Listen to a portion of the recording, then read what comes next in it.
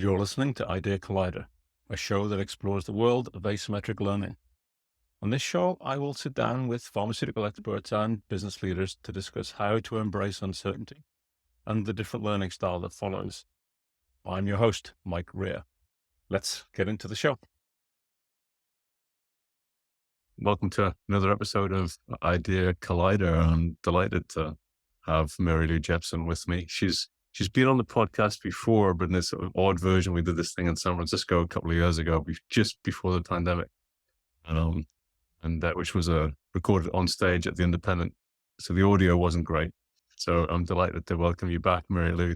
It was a fun night, though. Thank you.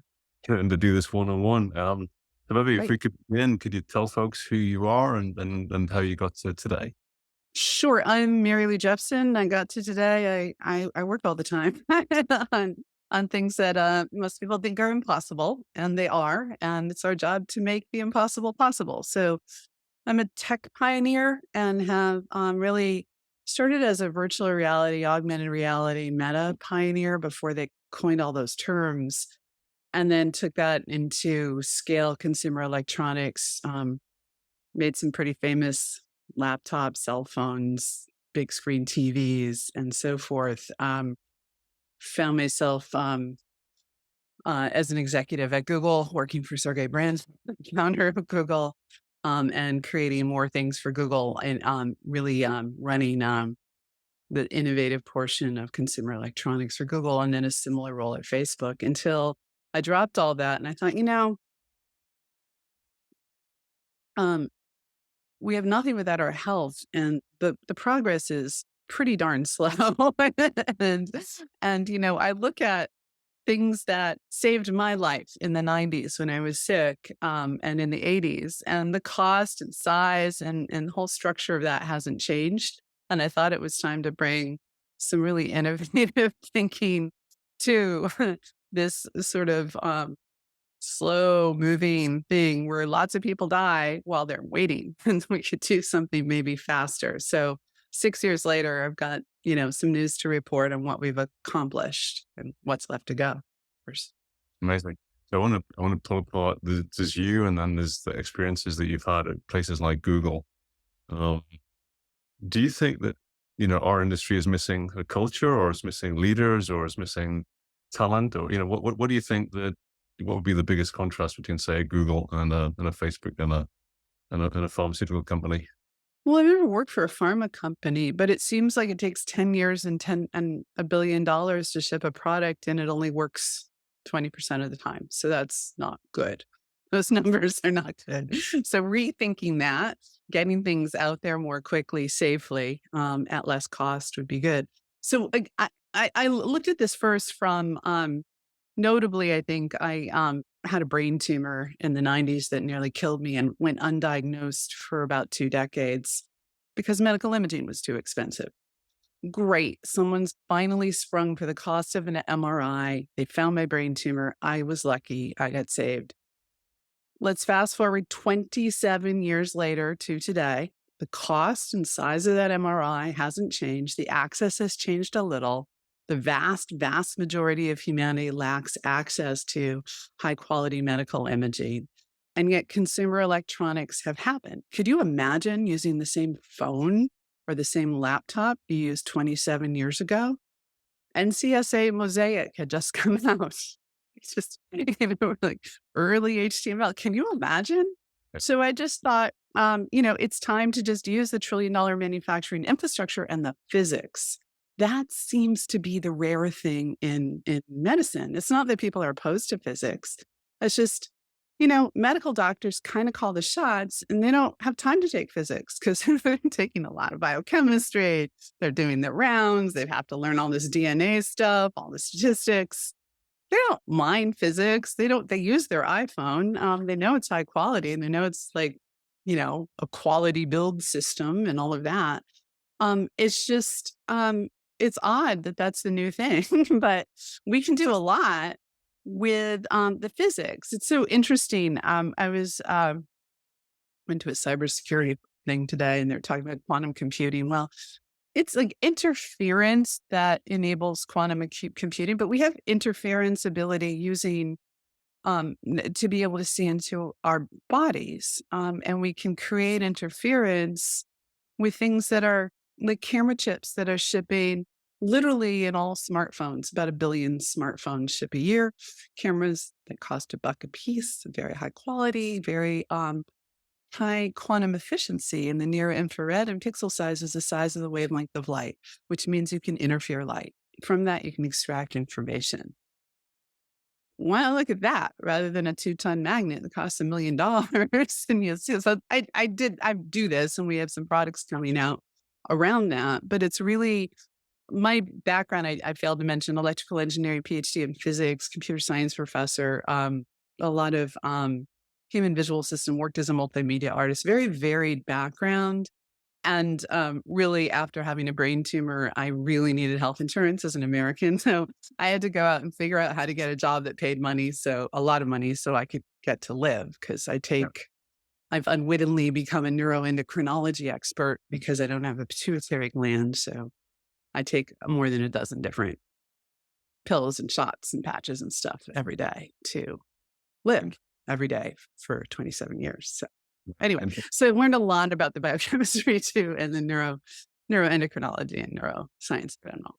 so right up front, you said something about, making things that are impossible possible. Was that, do you think that that axis of physics, and you described this interesting range of backgrounds as well. So do you think that was, you uniquely, or did you just think you brought a different perspective for the same challenge?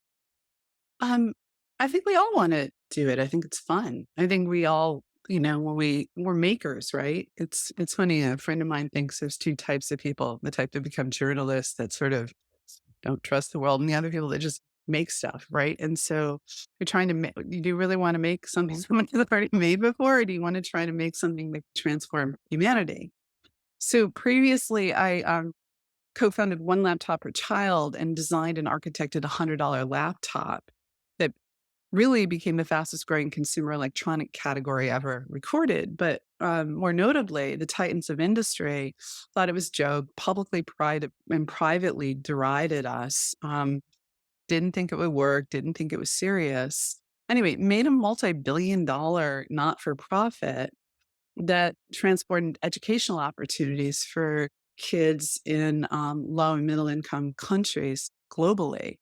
Mm. And made the companies who were working for a lot of money that everybody thought was impossible and would never work. So when somebody tells you something's impossible, it probably means it's just a knee-jerk reaction. They think you can't do it, so they haven't explored the space.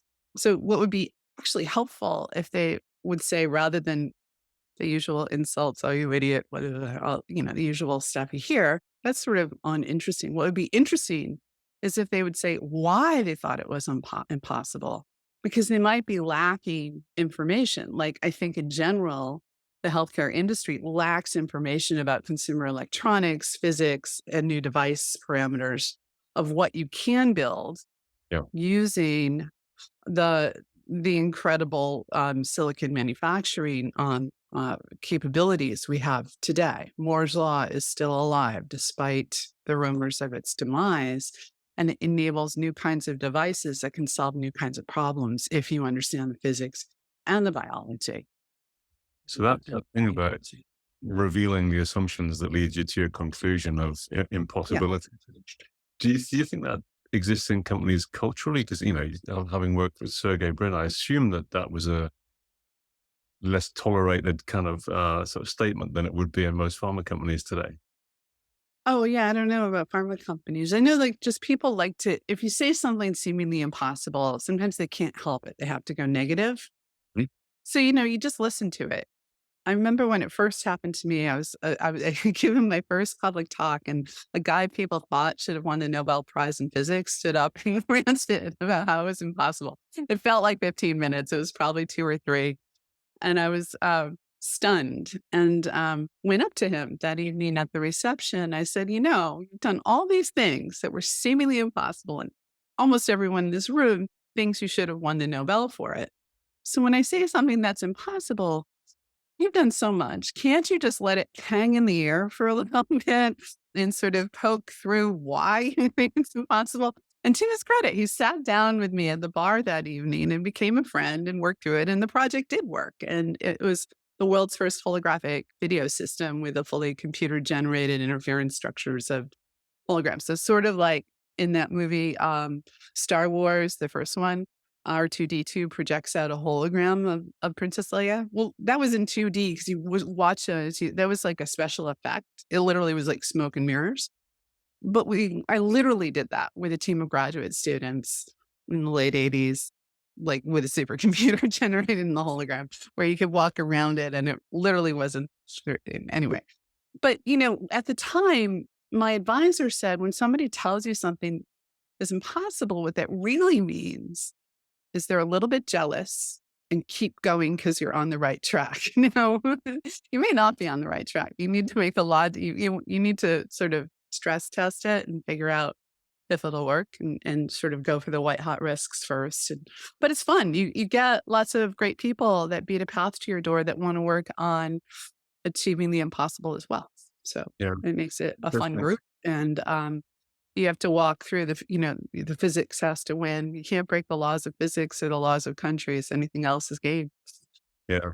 I'm always remember in, I don't understand physics, past a 16-year-old understanding, but read a lot of books about physicists. And one of the key things seemed to be that they want to find all the reasons that they're wrong all of the way through, right? Yeah. Whereas it seems like biology seems to want to find any proof that they're right. And that seems to be an interesting sort of cultural difference in the way we approach, say, pharmaceuticals and technology that way. Because any hint that we might be right is pursued, whereas I think the predominant culture in physics is I want to find all the ways that this might be wrong and learn from that. Right. I remember when I was doing the $100 laptop, I got invited. Eventually, as we were making some noise about it and prototypes started to come to be, by the chairman of a really, really, really large Asian company that I won't name. And I went over there. It's just me. Won't name the city or it makes it obvious. It's a huge, huge company conglomerate thing. And like this chairman was in this boardroom flanked by four EVPs on one side, four EVPs on the others, and they just started laughing. $100 laptop. Ha ha ha. It'll never work. And I realized these people have hard jobs. I was the humor portion of their day. And so dutifully, they were, of course, all men. Hasn't actually changed that much, but they're used to it. So I actually took out a notebook and I said, okay, tell me why it won't work. And I dutifully took notes for the next 90 minutes. And there was, let it be like 23 things on the list. And I'm like, okay, 17 of these totally solved. But these new six, these are good. You guys know a lot about consumer electronics. I'm going to take these back to the team and we're going to work on that. The team then was just me, but they didn't really need to know that. But I realized, wow, I could go around and get people to help debug the design before spending a whole bunch of money with really, an executive at a huge consumer electronics conglomerate rose through the ranks, knows a lot about reasons something might fail. And if you can debug it on paper first, then you can make, by the time you spend money for real, prototypes on a fab, it's going to work the first time. And so it did after I started using that to other companies and other things. And it was quite helpful. And I Yeah. realized in that meeting, like, they're okay with this. Like Yeah. Asia 60 years ago was poorer than most Asian countries in, Northern Asia were poorer than your typical African country. Those executives at that table knew how computing changed their lives and the lives of people in their country. They were fine with it. It just had to sort of simultaneously solve all these equations. So say these six new ones, and there were other new ones that came up. But yeah, why not Yeah. just get it out there on the table and in the air and address the issues or realize they aren't issues because you can design around this way or that way. So it's irrelevant in this case. And, So how you know, important is that prototyping type approach? I mean, it seems like it's part of the way the tech mindset works, but we don't hear it so much in healthcare. Do you, is it something you've grown up with? Is it something that you learned?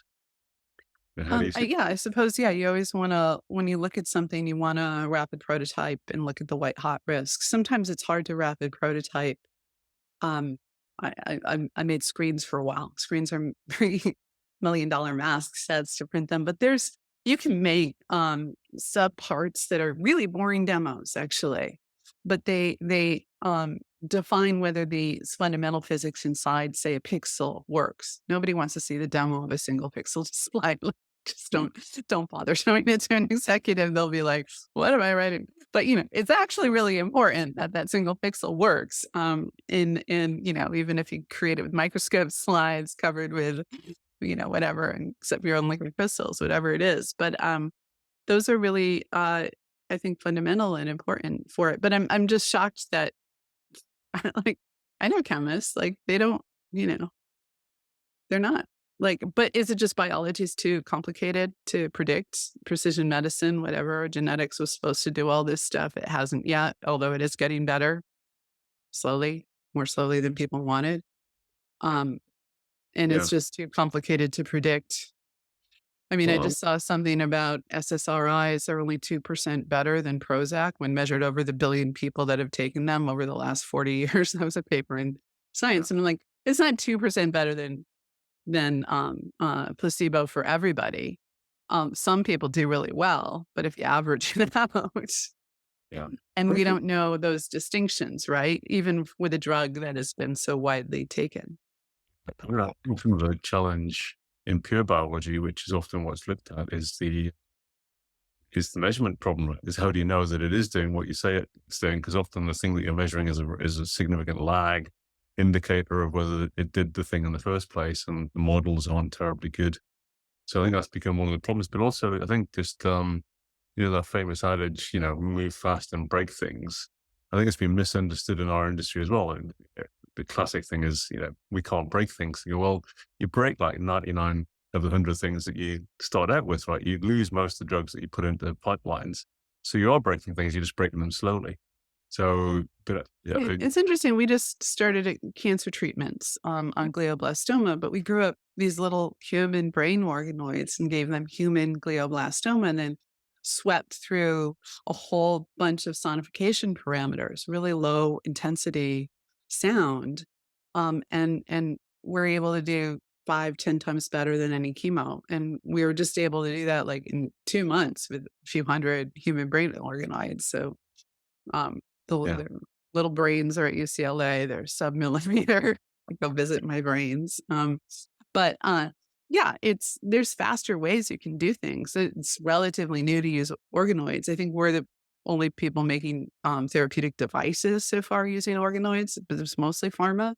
But from that, I mean, I know in the US, uh, they're considered better than small animals, for example. And so I think the House of Representatives have passed using those, but not the Senate yet. And getting them to agree is always difficult and very political. But nonetheless, I don't know when the FDA or the other regulatory people will accept that, and I think that will probably take a yeah. long time.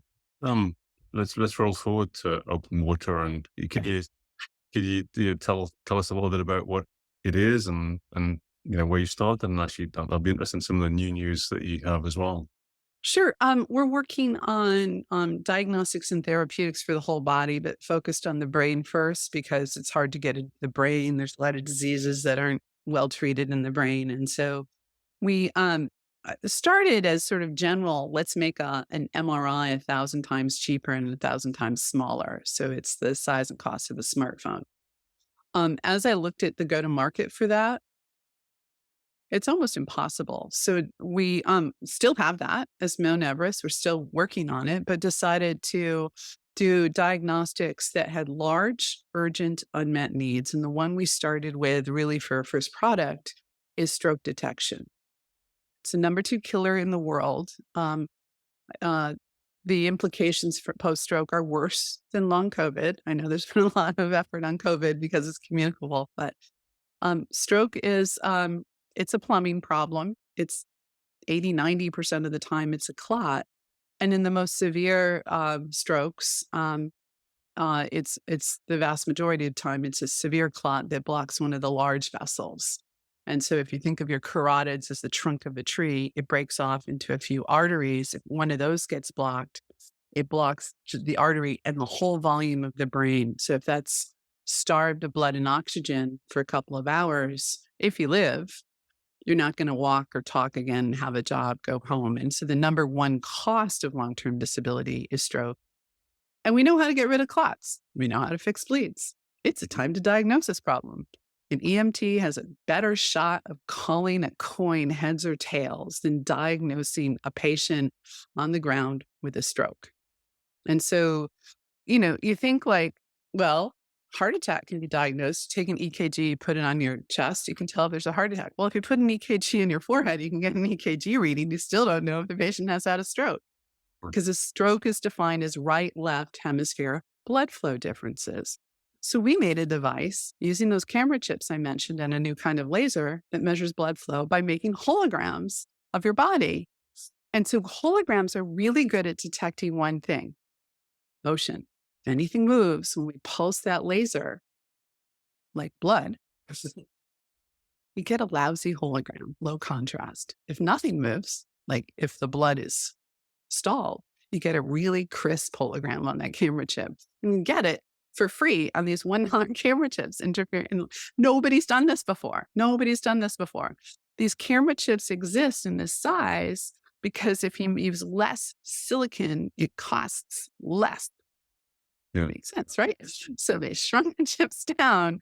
So there's this discontinuity in the physics. The pixel sizes are now the size of the wavelength of light, and you can interfere the light on those chips. So when you magnify it, it looks like ocean waves. And so we read those ocean waves like a sailor can read the waves and know where a sandbar is, or know where land is, or know where the fish are. We can do that and know where the blood flow is weaker and look at right-left hemisphere blood flow differences and get that patient to the right hospital that can do a thrombectomy.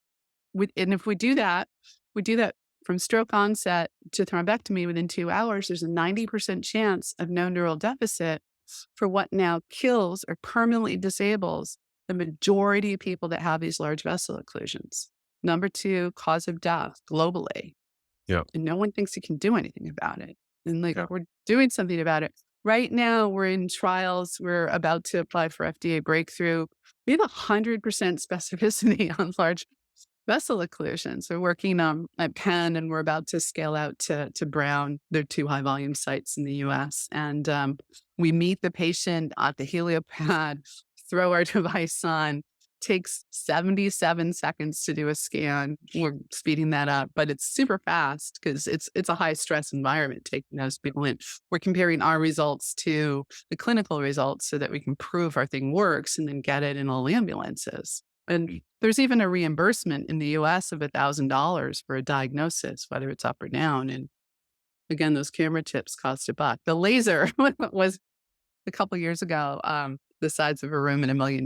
We've shrunk it down. It's now a diode laser, but yeah, we'll put that into production. We're slipstreaming off of a lot of work that's been done to bring LiDAR into high volume mass production, as well as all this huge effort and many billions of dollars of spending for next generation virtual reality and augmented reality, but using that back on our bodies.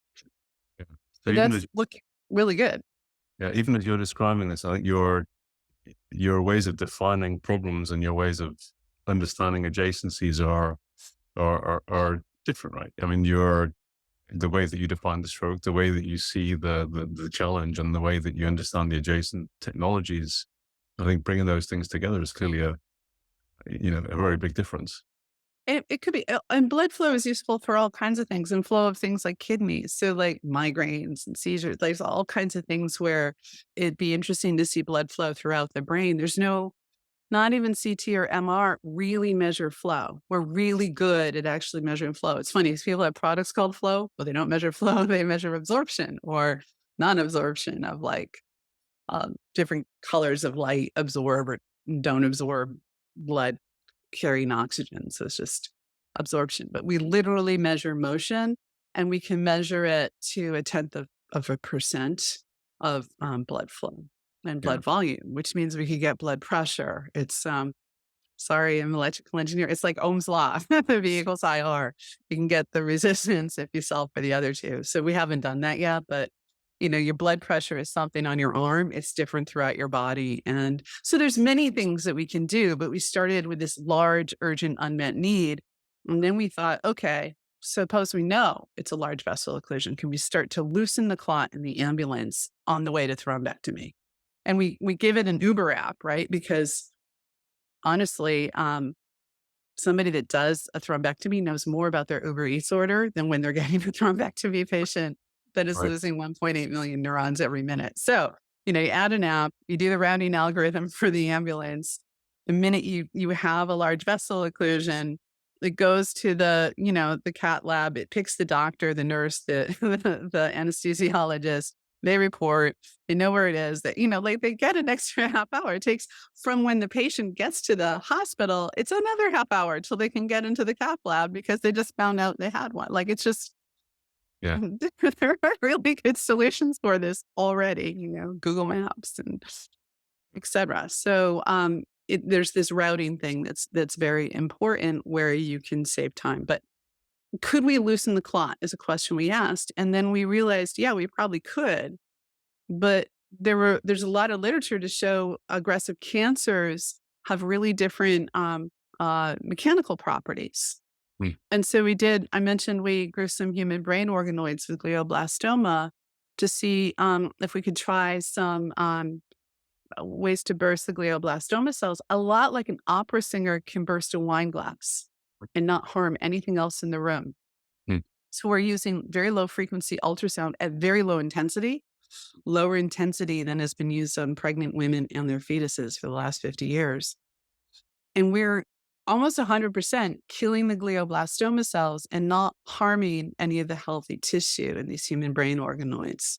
Could you tell So we me, found, and we compared to putting the various chemotherapy drugs on these brain organoids, and we do 10 times better, 5 times better, 20 times better, depending upon the cell line. It's not just the cell line, we're growing the tissue as well.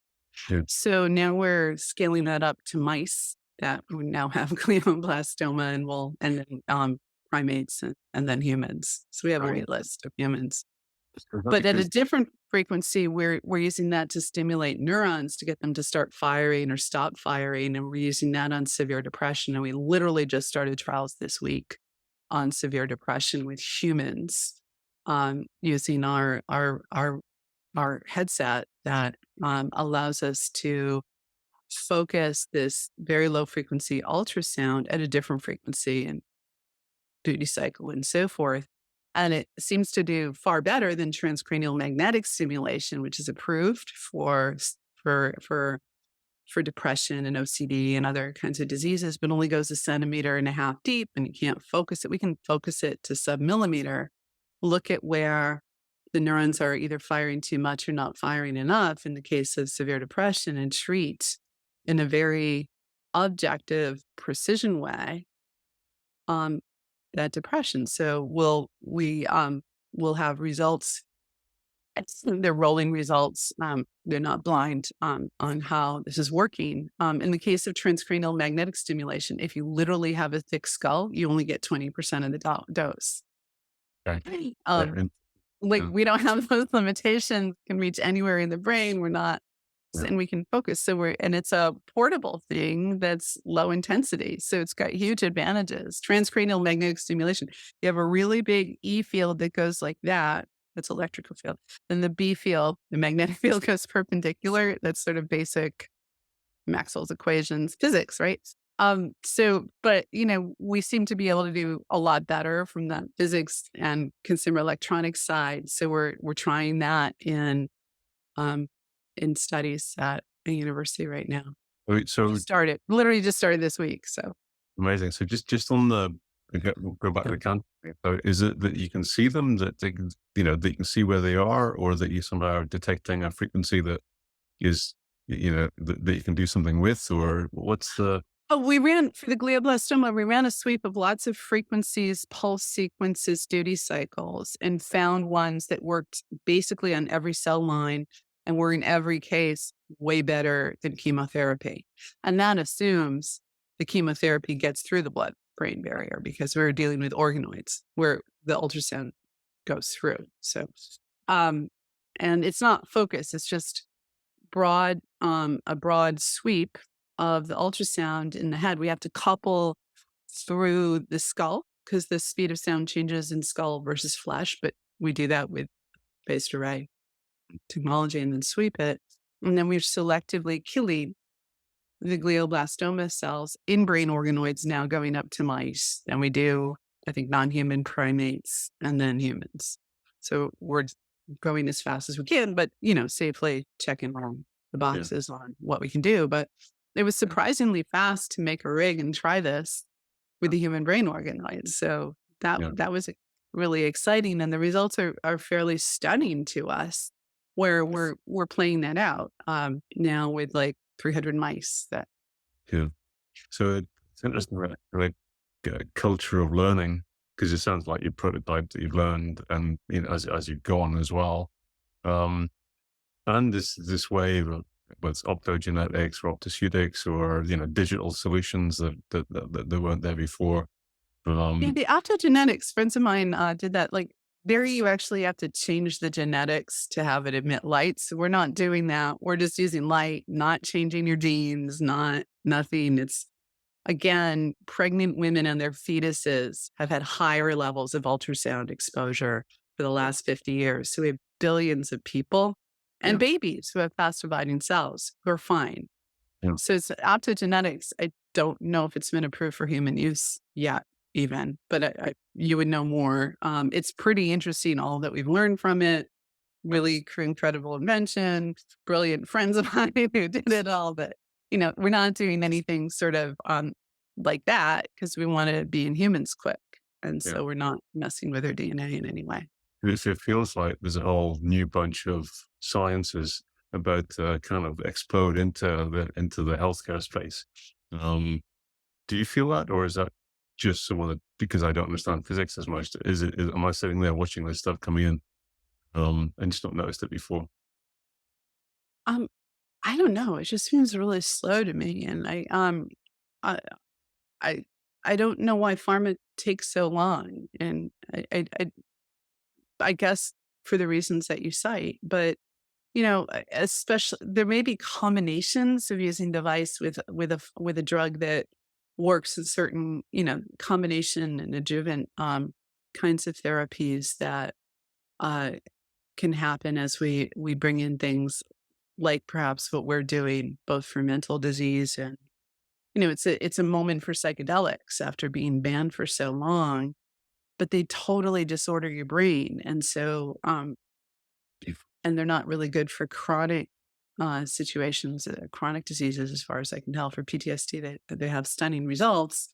But people call me up about this, like, great, we went from 30% to 70%. What about that last 30%? And can you help? And I said, well, I don't know. Here's what we're doing. We're identifying with fMRI where the issues are in the brain, um, working with the psychologist to address that because a lot of different things cause, in the case of severe depression, um, there's ruminative thoughts, right? And it sort of wears a track. Either you're overfiring in a certain area or underfiring.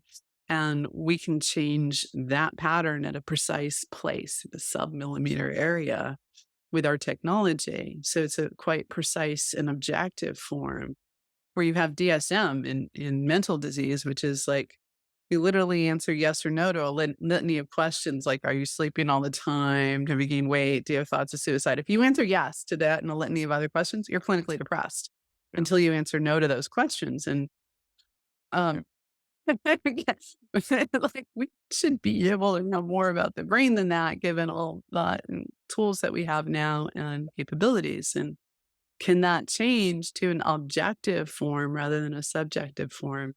mm, And how long will that take? But certainly in the case of severe depression that's treatment resistant or OCD, or we're going to start some trials in OCD. The severe patients, we can certainly start some trials and yeah, see yeah. And those, how um, if we can be helpful. And I think lots of people have that approach, and you can get in on an IRB at a university, and they're these great, groups to work with on it who are desperate for any kind of solution because, pharma is not getting there fast enough with the exception of this excitement around psychedelics. But what they say is 90% of their patients won't do them. Uh, Yeah. and, And and, it's and not, again, I think with PTSD, they've got some great results and they're pursuing other results. And that's again a combo therapy where they have the talk therapy with yeah. drugs. So that's not done. I think that's evolving, but adding Mm. some precision to it, you just don't see drippy faces. I don't, like, Yeah. okay, maybe that's fine. I don't think people are doing it for fun though. They're trying to solve this problem. Yeah. And And it's and I think you've eliminated one of the challenges that there is with the traditional approach. Psychedelics, I think, have to solve this issue as well, which is that the state that you get into needs to be managed, right? So, as in guided experience and then measured outcomes over 1 week, 6 months. So some of these yeah, are huge lag indicators of whether the thing worked or not. But you're talking about right. immediate feedback loops. It works for a while in some of the studies I've read, and then there's, but it does work, like for some people, right? This is what's gotten the excitement up, but long term, Yeah. takes So takes where a does while. I don't really want to diss them at all. I'm just sort of saying, look, we have this other thing. It's having stunning results too, and you don't have to take anything or get, you don't have to go on an acid trip. yeah. So, so Where a lot of people won't. where does open water go next? I mean, because some of what you're describing Oh, is and by the way, like, it also won't cure cancer or stroke. So, or Alzheimer's we're also working on. So like, but those are, so psychedelics work for a certain subset, perhaps, arguably, mhm. but we're working on different things to treat the physics of the brain for a variety of diseases, including cancer. And Yeah, and so where do you go next then? Because given the nature of the technology and your mindset, there's a bunch of addressable problems. You start to think about neuromuscular conditions, like some like Parkinson's or other things where you right. feel these would be addressable if if only you could apply your focus to them as well. Is that where you? Yeah. So we're trying to make a rig that's sort of multi-purpose so that we can try and scale those out. And meanwhile, we're being drawn into different types of cancers too, as well. Um, with and so we're trying to like ride out, like, let's see how the mice go and then maybe try it in some blood cancers just because it's easy to set up the setup, but we're being pulled into pancreatic and other liver and different other types of cancers as well.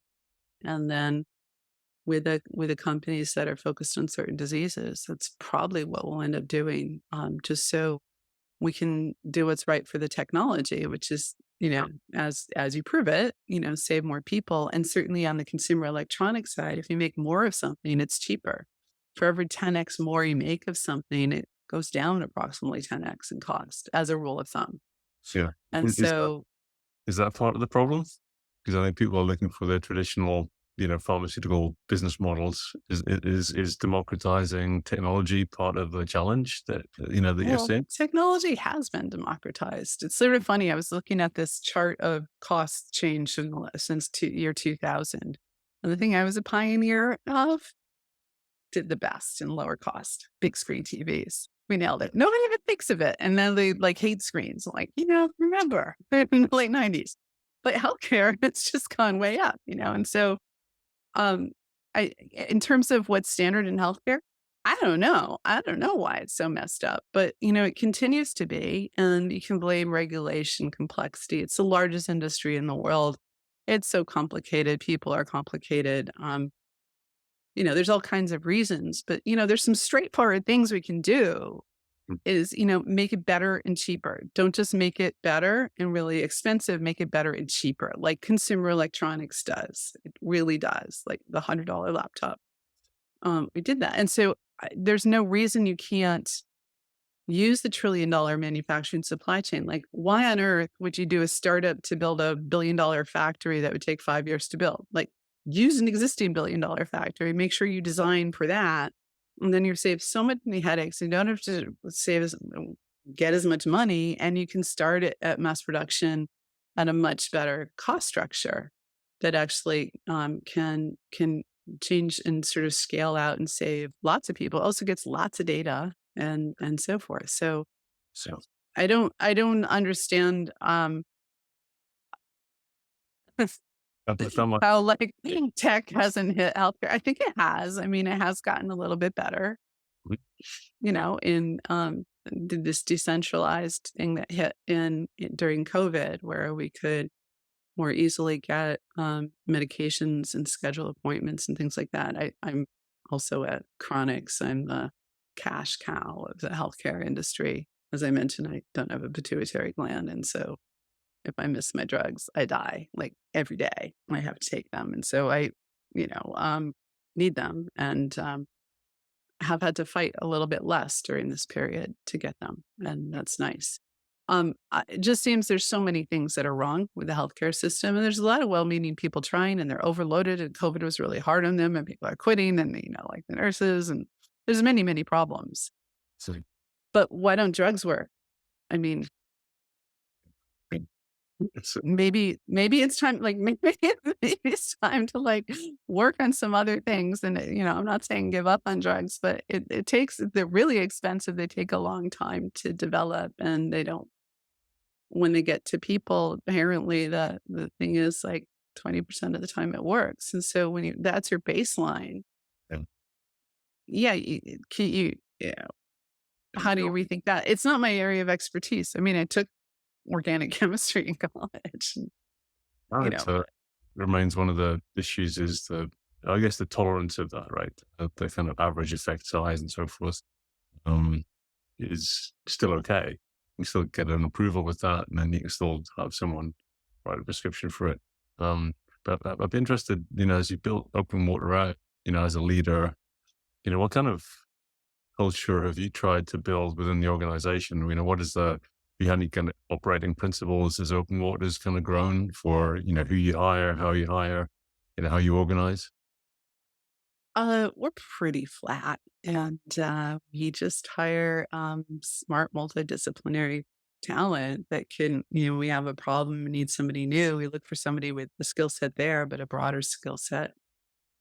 Um, it's interesting about not asking why. Like maybe I should have learned in my jobs not to question authority, but I always do.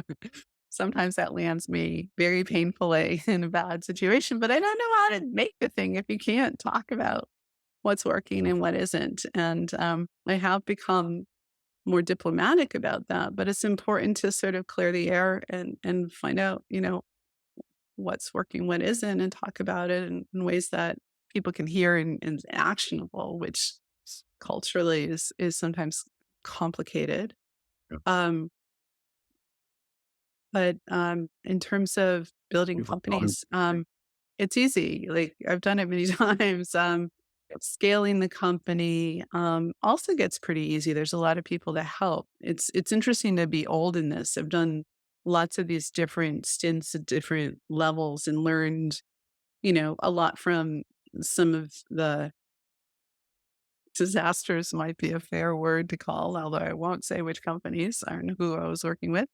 But you learn a lot from those periods of, spending gone wrong or, you know, I think the whole world just saw I can't understand it all FTX. Like what on earth? Sure. The most simple like there's I tools that they could have used very easily to solve that are, HR tool, like finance company, like audits, like it's just crazy. But no, that's just pretty straightforward. In terms of challenges, I just always I'm looking for people that want to try to do these impossible things, but from the strength of yeah, I'd say uh a clear-eyed look of what works and what doesn't, the red hot risks. I guess white hot, then red hot, Mhm. blue hot before that. It's hotter. Um, until you can make the prototype and not focus on making a whole system. Totally against everything everybody in UI does in UX. So like that was always when I was at the big software giants, a challenge saying, look, but totally believe in what you do. But we don't want to spend the time making this whole system until we know these three components, because the system changes so much based on these three little subsets that you can't make a UI and UX about. And, still you have this team clamoring to get in because they want to change the future of whatever you're doing. And you have to say, we want you. We do. But you have to wait. You're like, you just don't like us. You're just doing physics. I'm like, well, so you have to manage that. I would tend to give them projects like, okay, open-ended, come up with things and you're on the list and we're just figuring out what the specs are. Because one of the rules of like software engineers would back in the 90s use the software used to ship in a box. And some of the best people I know designed the box first. Like what was in the box? What did it have to do? And that's useful. And so then working on that is useful while you're designing sort of the hairy edge of physics, where it's just unclear if this project can work at all. But like in the case of Google, it's something Larry and Sergey wanted. And they were super fun, super impossible, but it might work.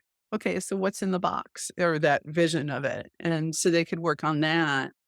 And then have dialogue, and it gave them something to do in parallel while we were building, and they could change the box based on, some parameters we gave them so they could just get their feet wet. But sometimes you end up with that. You get thrown so many people too quickly, where it's often good when you're doing fundamental physics and hardware with fundamental new components that you have to build that each has tape out costs. They still call it tape out, but you spend $1 million for a mask set and you have to make that. Then you make the boards and you make and you don't know if it's going to work. And so you don't necessarily want to throw 500 people on the project until it's further along. You want to sort of starve the project, keep it small until it goes through these gates. But, you always have lots of people clamoring in these companies to get on the project. So you try to give them something useful to do and then try to sort of lend them out to other projects in the meantime, if you have to accept them on, just so you don't waste everybody's time while you're doing this. Yeah. But Annie Duke was describing the kind of monkeys and pedestals kind of thing that she describes was an important consideration at Google, that you don't go building the pedestals before you can train the monkey to juggle. It's as a kind of way of proving. it's so many groups do. Sorry, I think people that have said that, like I know, and maybe they're really guilty of building the pedestal. So, but yeah, in the case of a year to make a subcomponent, what are you doing with 500 software engineers? Yeah, like yes, you need them to do the bring up. You need some of them to start on some things, but you start spending too much too soon. And in hardware, there's this thing, and it sounds obvious when I say it. You can't change it once you ship it. It's true in pharma too. And so in software, you can. It's infinitely fungible. There isn't a box anymore. You download it and upgrade. But as a result, the way you do that project, you want a longer timeline with less spend per year, so you can walk through. You don't want to starve the project, but you don't want to sort of bloat it out until it reaches some defined goalposts. And prior to that, it's death to the project, because then you've spent too much money. Or like in hardware, if you ship the wrong first product as a startup, there probably won't be a second product because it's just too expensive. Yeah. I mean, remember Google Glass? Oops, $1 billion. Yeah. It's pretty cool too. It was a pretty cool, but there were some issues actually in UI and UX that weren't well thought through. But it's just is very hard to recover from it after you've spent all that money for a second one in a way that isn't for software where you can change it. And of course, what I'm talking about, there are all this software and AI and machine learning in everything we do, but we're also making new components that see inside of the body. And those are the longest lead time items. It's funny. I used to be the head of the Bay Area display organization. It's called SID. And at that time, 2004, there were two people. No, there were three actually. One left for China, but there were three people that worked on screens at Apple. And we'd always have our meetings at Apple. Three people. And then Apple said, wow, every single project is late because of the screen. And so now those three people, one of them left, those two are vice presidents, and they have like 1,000 people working for them. I don't know the exact numbers. I'm sure it's super secret, but because they need to build out these screens because, now we call hardware the screen. Right. We take all the dissing for it when we enable all this great stuff in screens that enabled, you know, um, smartphones, tablets, big Yeah. screen TVs, all this stuff.